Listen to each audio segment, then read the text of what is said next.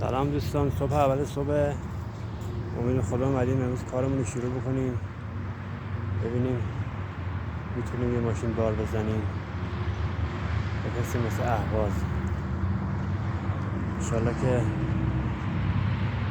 کارمون بگیره، روزمون رو خدا بده. با امید خدا که بتونیم ماشین امروز تکمیلش کنیم بره، ولی فکر میکنم تکمیل بشه. درسته؟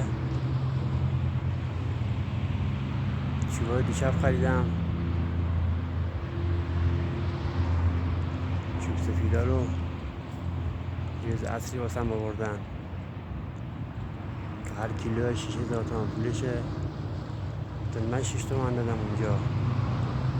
ببینیم به امید خدا میتونیم امروز بزنیم بارمون رو تکمیل کنیم یا نه. با امید دیدار شما.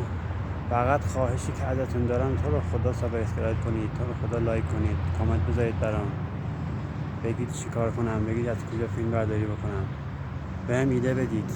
ممنون میشم از شما.